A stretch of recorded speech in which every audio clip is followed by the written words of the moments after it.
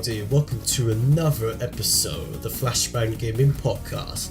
I'm your host Joe, and I'm joined here with Edwin McDougall. I'm back again, and I'm tired. Okay then. I had a long night last night, give me a break. Okay. At least you're ready to do this podcast though. I'm very ready. Yeah, let's go. Well, There's actually news this week, and I'm excited. Yeah. Anyway, let's just get straight into the first topic. Grand Theft Auto modding. There's an update that has been. It's back! And the reason why is because if we open 4. Because Take-Two are pussies. Open 4 recently just released an update. Wait, what did you just say? How did you miss that? I just shouted, Take-Two are pussies. And you just completely missed it. We're falling apart already. We're not even 2 minutes in. Let's just go. Yeah. Okay, Open 4 has received a small update, even though it only fixes a few bugs and everything, but it signals the fact that development is going to be continuing. And obviously, we already knew what the outcome of this situation was going to be. I mean, you just have to look at the reviews on Steam. Well, it's gone from like GTA 4 and GTA 5 and episodes from Liberty City having overwhelmingly positive to overwhelmingly negative reviews in about a week. So, but I think you can guess that people like to mod Grand Theft Auto, and if you take that away from them, then people are not going to be very happy. I don't even know what Take-Two were even thinking, to be honest. It's because they don't make money off it, so they don't care. Yeah, but come on, I mean, you take away something that's been part of the game since like 1997, what do you expect? Yeah, well, bit of a shit move by them, but the owner of Take-Two's not a gamer, he's a businessman, and he wants to make money, so you can't really stop him from doing what he wants to do. Well, you can by having massive protests and petitions, and literally just flooding all the reviews with RIP Open 4. Well, yeah, I guess. Anyway, another bit of news regarding GTA 5 is that it's actually been in the top UK sales chart, number 1 in the top UK sales chart for nearly 4 years, which I thought was quite interesting. That's incredible. Incredible. In fact, I've got the list right here. It says. Well, I mean, it's actually not that hard to believe, seeing as it got released. It's been released 3 different times. Yeah. But I mean, if you look at the UK charts, it goes Grand Theft Auto 5, Dirt 4, FIFA 17, Mario Kart 8, Overwatch, ARMS. You know, you get the drill. Tekken 7's number 10. I hope that's. Yes, Tekken, we did it. Yes. I knew you was gonna like that bit of information. Tekken. Have you got Tekken 7 yet? Is it 9? No, I don't. I'm poor. I've got £10 in my wallet. At least I got you that game that you wanted, Devil Daggers. Dude, Devil Daggers? Can I talk about that, please? If you want. Devil Daggers is brilliant. Buy it now. It's only it was $1.99. It's $1.99 in Steam Summer Sale right now. Literally, it's just a first-person shooter where you just have to kill things and you have to stay alive as long as possible. And there's leaderboards so you can track how much better you are or how worse you are compared to your friends' scores. It's so addictive to play. Like, I opened it for the first time when Joe gifted it to me. Like, was that on Thursday? Wednesday? I think it was on Wednesday. Thursday. Well, it was either one of those days. You gifted me that game. I clocked in 2 hours on my first time opening the game. That's how hooked I was on that thing. I've played it every day since. It's so addictive. I highly recommend Devil Daggers, honestly. Anyway, let's get back. What were we talking about? You said you talked about Tekken and Devil Daggers, and I lost track. Yeah, we was talking about the top UK sales charts, but we can move on from that. Let's talk about PlayerUnknown's Battlegrounds. Bit of information that's actually come out recently about how they've already banned 25,000 cheaters. 25,000 in 3 months, which actually, when you look at the sales, is not that bad at all. It only accounts for 0.6%. Yeah, but yeah. It's not as bad as it sounds. I mean, like, if you didn't know how many people have bought that game, which is already, it's over 4 million, isn't it? We said last week. Yeah. 4 million. We've already bought it, and only 25,000 people are cheating.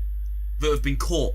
Let's remember, that's cheaters who have and the been thing caught. is, when you look at these cheaters, it's not actually anything really too serious when you compare it to other games. But in comparison, it's not as bad, because in comparison, in February of this month, Blizzard banned almost 23,000 Overwatch players. That's... Yeah, and that's in 1 month. For a game... That's just in Korea as well. Yeah. That was only in Korea. Imagine how many other people are cheating in that. And that's actually quite serious for a game like Overwatch. Yeah, and then... Like, Overwatch is completely different to PUBG. So, 25,000 cheaters in a game like PlayerUnknown Battlegrounds, that's not too bad. Yeah. And if we have a look at some other games like Dota 2 and CSGO, Valve banned 11,000 on one day in September. Last September. Well, yeah, but that's because that's all the Russian kids who play fucking Dota and CSGO. So that's all you get on Dota 2. In fact, I actually looked at the reviews recently for like CSGO. It's like, okay, I shall now give you a 1 minute lesson on how to speak Russian because you're gonna need it. It's literally just suka blied and just constantly. I do love me some Dota 2 though. I've definitely moved on from League of Legends at this point. Yeah. I highly... If you're a League of Legends player, stop. Go play Dota. It's better. Okay. There's also a new PlayerUnknown Battlegrounds patch that's come out as well. Yes. You can move while looting, and now cabins are destructible. That's going to make things a lot more interesting. There's also server improvements. We've added 2 new guns, and there's even more coming up later on in the week or sometime next week in this major update. Lots to look forward to. I'm very excited to see what this game will actually become. Well, I mean, I still need to purchase this game, so... Yeah, but you can't even run it. Mate, dude, I'll just mod it. I'll get a graphics mod, don't worry. And then I'll get banned for cheating, apparently. Yeah, you could be part of those 25,000, mate. Join them. Anyway. Oh my god. Let's move on. The Division, do you remember that game? Because I don't. It's getting a patch. Division. I've never actually played the Division. I played it on the free weekend on PS4 a couple months ago. It sucks. Oh, really? It's boring. What was you like? It's what really was like boring. The first 10 minutes like? Well, it was queuing to get into the game. Okay. So Queuing I simulator. literally booted. I was like, oh, the Division's a Tom Clancy game. Can't be that bad. It is that bad. Because it's not like the Rainbow Six franchise. It's completely different. It's literally it's a looting game. It's like you're playing bloody Destiny, but it's less enjoyable than Destiny. Like, I don't like Destiny, but I could still sit down and play it for a little bit. I had to turn the Division off because I was just getting pissed off. It's definitely become a lot more, as we've seen from other games, grinding simulators. It's what lots of people like though. Yeah, I'm not one to tell people what they want to like, what they can like and what they can't like. All right, but I just find them so boring. It depends how much of a grind it is, because if we look at something like, let's just compare it to GTA Online. GTA Online was a bit of a grind fest to begin with, but it wasn't over the top. Honestly, I stopped playing GTA Online when I got to level 50. Because it took me so long to get to level 50. And it wasn't the fun... It's not the fun way of taking a long time. It was just doing the same missions over and over again. Do you know the mission, money. Rooftop Rumble? Oh, yeah. Do I know the mission Rooftop Rumble? I literally sat and played that for 3 hours because the people who I were playing with wanted to grind out money, and I wanted to die. Like, I played that mission like 30 times in one day. It wasn't very pretty. I'd probably done it more than 30 times in one day. Well, you say you stopped playing. Oh man. You say you stopped playing after rank 50. Can you imagine how long it took me to get to 170? Oh my god, I used to play with people who were like, around that level. I was in a race with someone who's... I was in a race with someone who was level like 500 or something. I was like, how? Don't get me started on races. Like, I used to play... No, I really enjoy the races. The only reason I went... I don't own GTA 5 anymore. I'm past that now. I've beaten the single player. I've mucked about in it enough. It's got to a point where I've just gone back and I've been replaying the episodes from Liberty City stuff, like the Ballad of Gay Tony, because I wanted to go play through that again because I think it's really fun. I'm over GTA 5 now. I'd buy it back, but I don't know, honestly. It's probably best. Because it's a fun game, but I played it to death. Like, honestly, like all I would do when I was like 14, when that game was super hot, I would just get home from school and just sit and play it until I went to bed. Like, I every day remember without actually fail. When you got GTA 5 for the first time, you literally talked for like 4 days. Yeah, because I was just I was buried in a hole, just playing it, and I was like, this is the greatest game ever. I'm really over it now, honestly. But the races, it's one thing that will bring me back to GTA 5, because the community creative races can be really creative and fun. So that's one thing that would bring me back. But apart from that, I really don't care for it anymore. Like, I find more fun in the San Andreas multiplayer than I do in GTA 5 multiplayer half the time, so... Yeah, but GTA San Andreas multiplayer is like just more messing about, free roam. It's like Just Cause 2 multiplayer. It's more like that kind of style. Play a shit ton of that recently.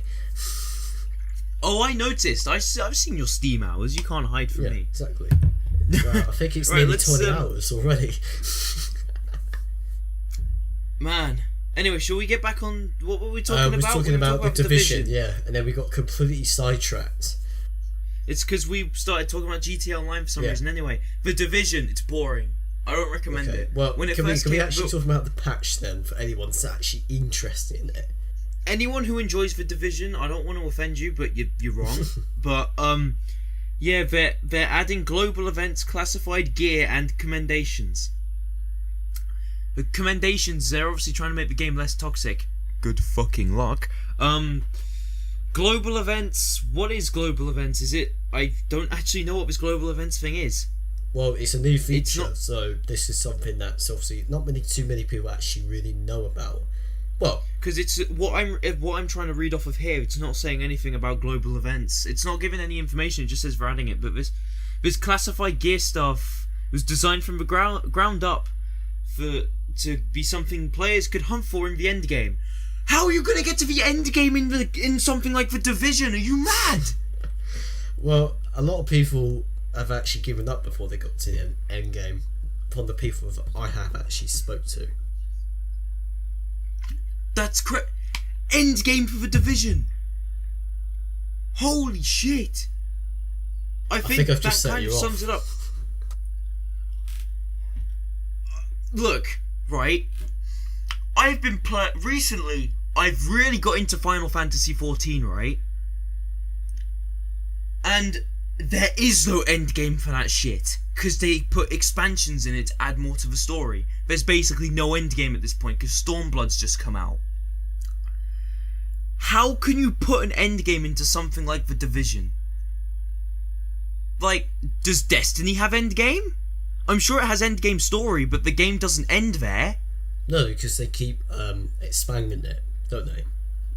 I don't understand, honestly. The only game I can fathom that is Final Fantasy XIV. When I saw the Division back, have you seen the E3 2013 reveal? When they revealed that game, I was like, this is going to be the greatest Tom Clancy ever, because it looked beautiful, it looked fun, it looked amazing. It came out, and it was just this broken, beaten down mess, aka a Ubisoft title. Well, so not all Ubisoft games are bad. I mean, if you look at another Tom Clancy game, Rainbow Six Siege. I'm forgetting game titles now. I think I need to go to bed after this. I thought you had enough sleep last night. I only slept 7 hours because I got home at about 20 to 1 in the morning. So, but let's not talk about that. Let's talk about the games. Rainbow Six Siege is a good Ubisoft game. I mean, the servers are a bit shit, but it's good. No, it's getting a lot better, especially on PC. Yeah. Anyway, speaking of Ubisoft, they're adding 4-player co-op to Watch Dogs 2, which could be very fun. I think.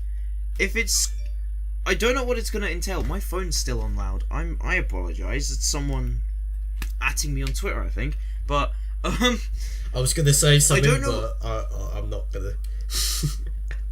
There wasn't too much shown about this Watch Dogs 2 4-player co-op stuff, so I don't know what it's actually going to be like. Because it says co-op, I'm assuming it's going to be story, but I also don't know if it's just going to be a mess about in like multiplayer thing like GTA. So we're kind of in the dark on that one at the moment, but I thought I'd just tell you guys about it. Let's talk about another patch for the infamous Titanfall 2. Dude, that game's fun. That game's really It's fun. such a shame that it didn't get the sales it deserved. It's really good, honestly. Like, Titanfall 2 is way better than the first one. But I think the problem was when they did like a little alpha test, didn't they? Like a surfer test before it came out, and not many people really liked what they were doing to the game. They thought it was a downgrade from the first one. I mean, I've played it on PlayStation 4, and I thought the game was fine, so... Yeah. Then again, they did make a stupid Respawn Entertainment... Well, not Respawn Entertainment. EA made a stupid decision to release the game at the same time as Battlefield 1. Yeah, they kind of they buried their own game by releasing it at the same time as a game that's as huge as Battlefield 1, sorry. Yeah. What they should have done is they should have released it around the same time as Titanfall 1. Like, I think it was like March. Like, they should have waited out till March 2017 and then release it. Yeah, definitely. It should have come out either before or after Battlefield 1. Like, I really don't know what they were thinking on that, but yeah, there's a new patch, and also I think this has already come out, but there's also a free DLC pack coming out that's come out for Titanfall 2. A remastered map from the first one, a new map, and some other cool content that's not listed here. Why?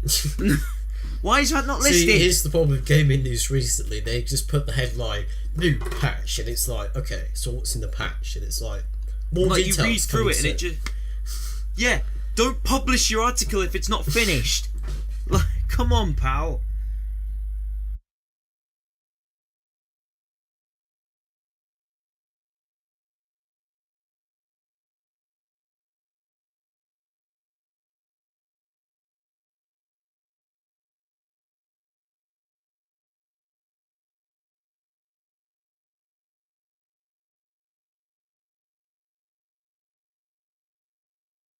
Okay, right. Anyway, moving on. Let's talk about the Xbox One. Talked about a lot on the second podcast, well, obviously, for obvious reasons, but... Because it was the Electronic Entertainment Expo. The Xbox One has been deemed now the that it's not going to feature. Well, I'm going to say not going to feature, but when it was first announced, Microsoft kept coming on about saying it's going to have uncompromised 4K experience, i.e. it's going to run at native 4K, hopefully pushing towards 60 FPS. Bollocks. Obviously, bollocks. Myself included, didn't believe That's that for 1 second. Bollocks. Especially for the price it was going at, like $499 for 4K. Sounded too good to be true. Are you mad? People playing on PC in 4K have got to spend at least like $2,000 or $3,000. It's not really like, $2,000 or $3,000. It's more like $1,500, but still, that's 3 times more. Jesus Christ! I undershot, but right, go ahead. It's anyway. like 3 times more if you're gonna build PC to have 4K experience. But anyway, yeah. Well, recent news has come out apparently that some developers originally were saying, "Oh, our games are gonna run at 4K." 4K 60 FPS. Now it seems like they're going back on it and then realising that actually we don't really know exactly what resolution it's going to be running at, and if we're gonna hit 60 FPS. In fact, they even say, "Oh my god!" They even say, "Oh, we don't even like the term locked 60 FPS. You know, we prefer if we can get 60 in some parts and then maybe go back to 30 in other parts." It's a bit of a mess, really. What do you think? What do you mean you don't like 60? How are you gonna come out and say, as like Microsoft's basically a game company at this point, the amount of money they've pumped into Xbox? How can you say to gamers that you don't like 60 frames per second? Well, it's not really they don't like the 60 frames per second. They don't like the solid 60 frames per second. Oh, because 30 frames per second looks more cinematic. Because they want to hit that 4K, don't they? But they've now realised maybe we can't do it in some areas. Oh, I hate everything. So it's not it. So then come out trying to betray the fact that it's going to be uncompromised 4K experience. Why can't you wait till the next? Why can't you wait till the next gaming generation when 4K is going to be way more marketable? Do you know? Like, I just think that having the Xbox One X and even the PlayStation 4 Pro is a bit useless. Dude, the PlayStation 4 Pro is a train wreck. You put that thing into 4K and it slows right down. I don't agree with having half-generation consoles. I just don't think they work. Like, if you're gonna release a new console, just take a big leap from one to the other, not trying to have like big gaps in between. And is that, or just let the PlayStation 4 and Xbox One have a lifespan. Well, the problem is that actually, funny you say that. I actually read an article recently about how the hardware inside these consoles date back to about 2011, which is why they've already hit the limit over what they can push out of these consoles compared to the Xbox 360 and the PlayStation 3. I don't know what to say. I just think the PlayStation 4 and the Xbox One was released a bit too late. I think they should have released it back in 2011 and not 2013. And then like the 7th generation of consoles went for so long. Like Xbox 360 kicked it off in 2005, and then PS3 came out a year later, right? Yeah. And it wouldn't stop. Like, it just kept going. Well, they tried to push out Xbox Connect, didn't they? Towards the end. Oh yeah, because that went bloody well. That's dead now. Now it's all VR. Like, we'll see how that goes. But I do get what you're trying to say. How, you know, I think even when the PlayStation 4 came out, they were still releasing games. Like all the big titles were still coming out on PS3. Like, yeah, for example, up until this point, all the FIFA games, for example, and the Madden games, they're still coming out for the previous gen. Do you know, FIFA 14 was released on the PlayStation 2? Oh yeah, I do know that. I think that's ridiculous. Like, I think that's absolutely ridiculous. When I heard about that, I thought, what? Like, I'm not trying to say PlayStation 2 is a bad console or anything, but to continue releasing games for a PlayStation 2 that don't really have a big market anymore, it's just, why? You know, I saw a comparison on YouTube. FIFA 14, PS2 versus PS3 versus PS4. How are you gonna compare? The PS2 came out in 2000. 14 years on, and we're now comparing 3 console generations. I thought, you've got to be kidding me. Like, that console came out in Japan in March 2000, and then it came out in like late 2000 for us. How can you compare that to a 2013 game system? Well, it's more 2011, but still. No, just for the sake of, like, come on. I don't understand what they were... back on topic. I don't know what they were thinking, saying that it's going to be a full-on 4K like machine. Well, the problem is the Xbox One X is not... Like, the Xbox One X is basically what the original Xbox One should be. Honestly. Like... And same with the PS4 Pro, except maybe a bit more care and work should have been put into the PS4 Pro, because I've heard a lot of problems about that thing, particularly with games like Final Fantasy 15 and The Last Guardian. But that's a different story. Shall we move on? Because this is just making me sad. Actually, let's talk about another console that's actually got announced by Nintendo. Oh, yes! The Super Nintendo Classic! Yeah, it's going to come... It's coming with 21 built-in games, and it's going to cost $79.99, about $80 roughly. I don't know what that's in pounds, but I imagine it's probably somewhere more aligned to about £50 or something. Actually, I think when the NES Classic came out in this country, it was also £80, but I'm not sure. But still, it's coming with some great games as well. Like, it's coming with F-Zero, Legend of Zelda: A Link to the Past, Super Mario World, all the big classics. The original Donkey Kong Country is going to be on that thing. It's going to come with the original It's going to be brilliant. From 1980. It's going to be great. And it's going to have proper controllers and everything. It's going to be brilliant. I think one of the games I'm most excited for is Doom. The original Doom, which was... The original Doom's going to be on that thing?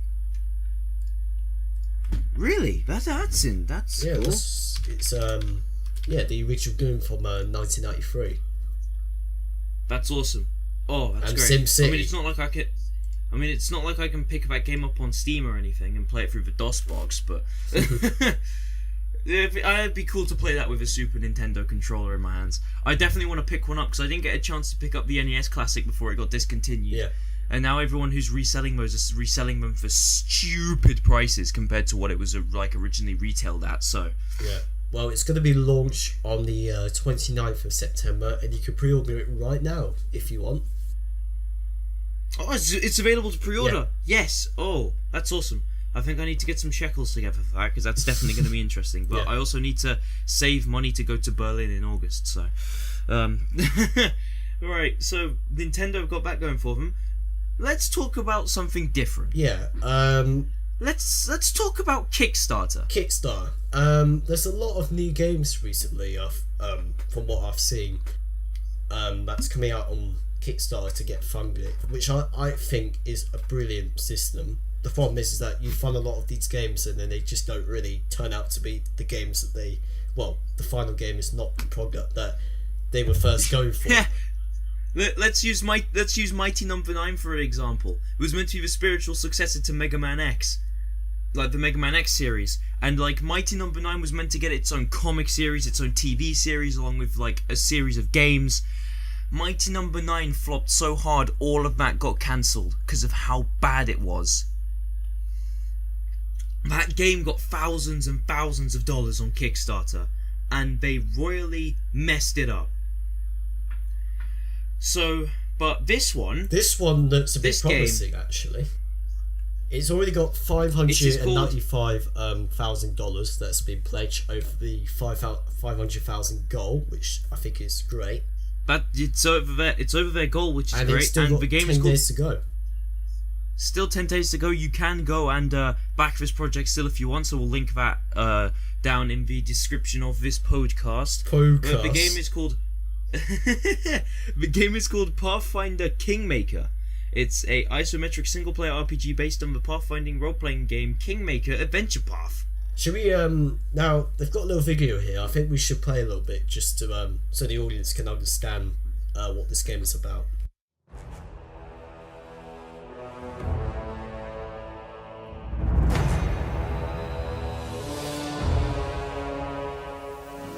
A brand new RPG set in the world of Pathfinder. Inspired by genre classics like Baldur's Gate, you'll adventure in a rich world filled with magic and secrets. With a rich story shaped by RPG veteran Chris Avallone, Pathfinder Kingmaker takes you on a journey north to the Stolen Lands. You won't be alone. Accompanying you are familiar faces from the Pathfinder universe and brand new allies, each with their own agendas and motivations influenced by your actions. Craft a character to suit your gameplay style, selecting skills, weapons, and abilities from hundreds of options. Make the hero you desire, or the villain others fear. Decide who stands beside you, and who turns away. Build a kingdom, defend it, and watch it change over time based on your choices. Whether you are a benevolent ruler, or a ruthless tyrant. Make your stand against monsters. Okay, right. What do we think of that? Even though we've only watched a minute of it, I think this is definitely the most interesting game I've seen on Kickstarter yet. I think it looks very interesting. I really hope they don't do a Mighty Number 9 on us, honestly. The problem is, though, you can definitely see that it's got a lot of other like games that have been influenced, like RPG and tactical games. It's got a lot of history behind it. Like, you heard it name drop some like big RPGs at the start of that. It's got they're saying it's a lot like some big name RPGs. So I just hope they can actually deliver on what they're saying and how good this game's gonna be. We will be keeping a close eye on the project, and obviously anything that comes out, then we'll give you some updates on it, I suppose. But yeah, it's the Kickstarter's got 10 days to go. It ends on July 12th. Yeah, July 12th. So you can still go back this project. We will link it in the description of whatever you're listening to this on. Let's move on from Pathfinder. It looks very fun, once again. But let's move on from that. What else have we got? We've got the announced new PS Plus games for July. It is July 1st today. So you've got Until Dawn and the Game of Thrones Telltale games to download for your PlayStation. Like, the if you have last PlayStation few Plus. months for PlayStation Plus games is actually looking quite good, because up until this point, I think all the games that have come out are shit for PlayStation Plus. Like, the last good one we had was Killing Floor 2. Yeah, Killing Floor 2. Although I actually tried to play that, and I was struggling. I was having some connection issues or something with it. So I've still yet to play that game properly on PlayStation 4. I still play the original on PC. I still love the original.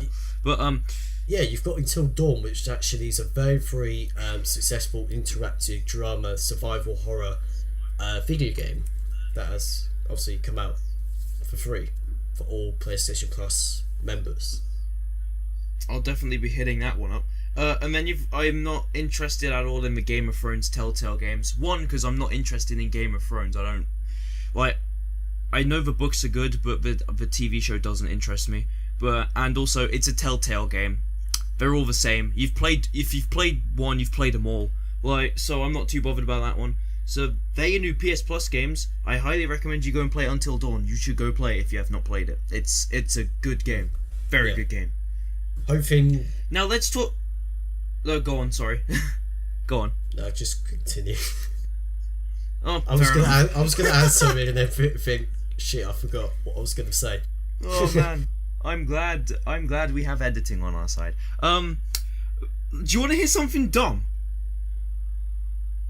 Valve on Thursday received 205 Steam refund requests. 205,000 Steam refund requests.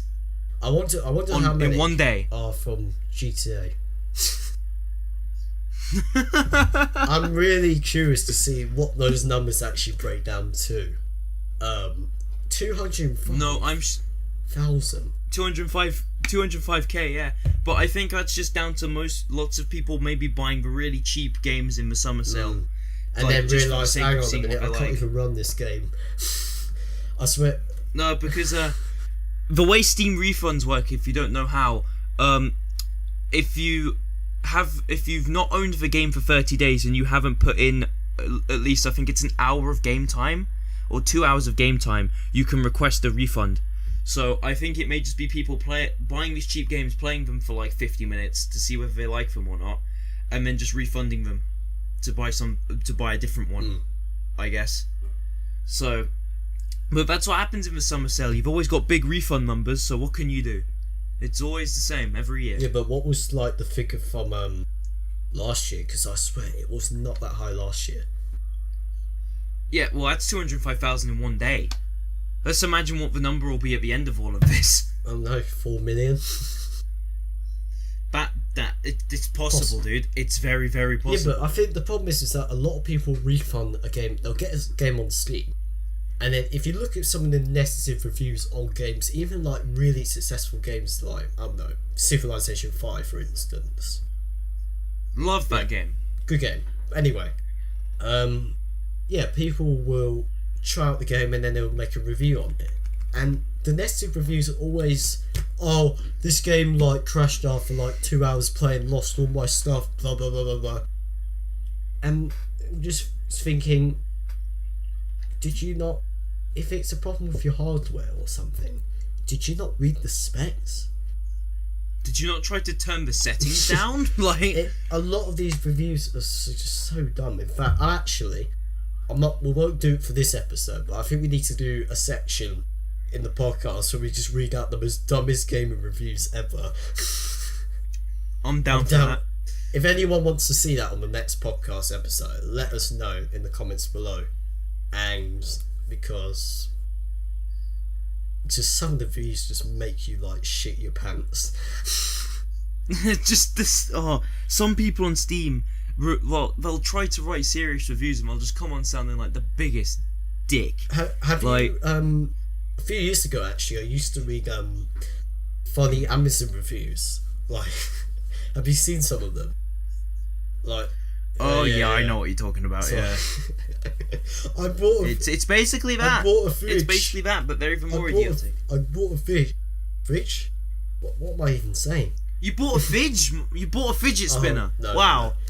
No. I bought a fridge. It was a big magnet, and it attracted all the objects in my kitchen. Just, I hope that's real. Yeah, and it completely caused my delivery truck to just collapse in on itself, like just stupid stuff like that, which I just thought was absolutely hilarious at the time. We definitely need to do a section on that. Oh, I'm down to clown on that, honestly. Anyway, shall we move on then? I want to talk about something really cool, and I think this is the last piece of news that I've got personally.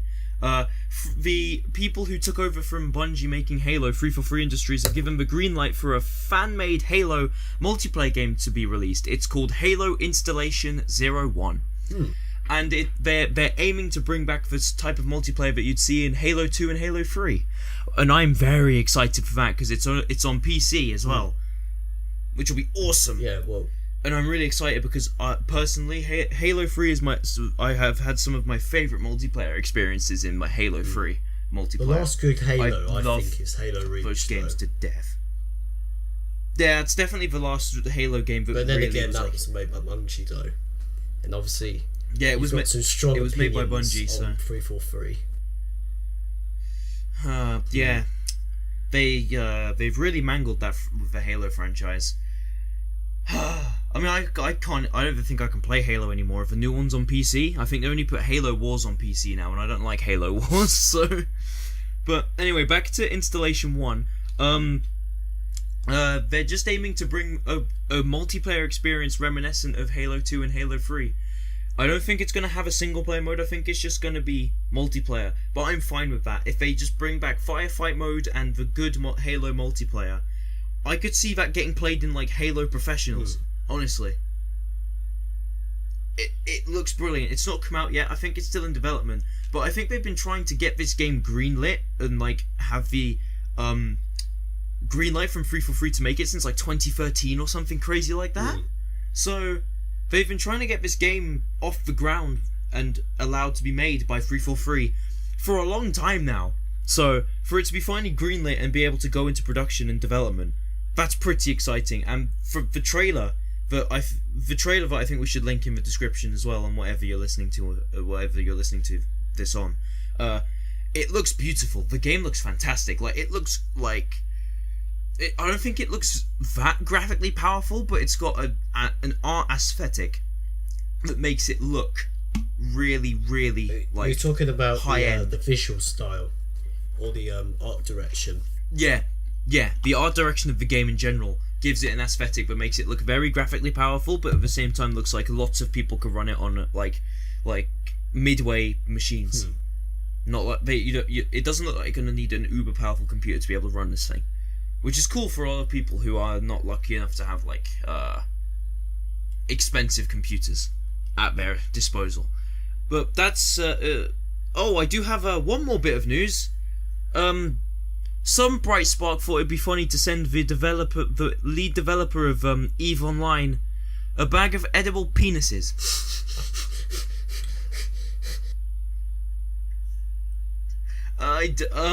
Yeah, because that's trustworthy news, isn't it?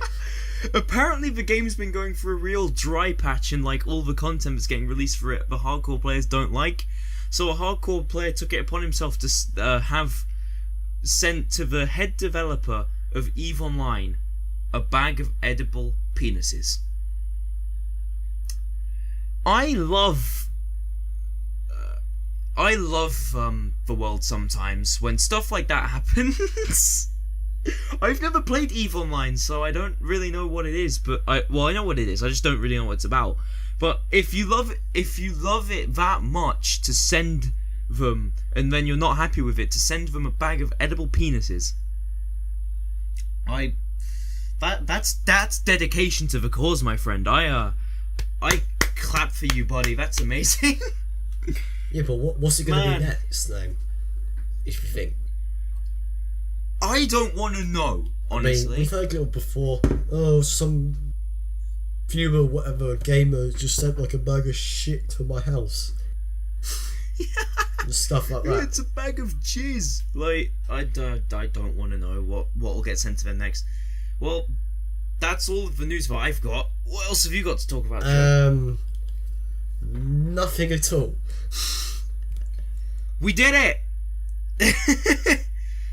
We've reached the end, I guess. Yeah, I think that's really all the noteworthy news for this week. It's a lot better than last week, come on.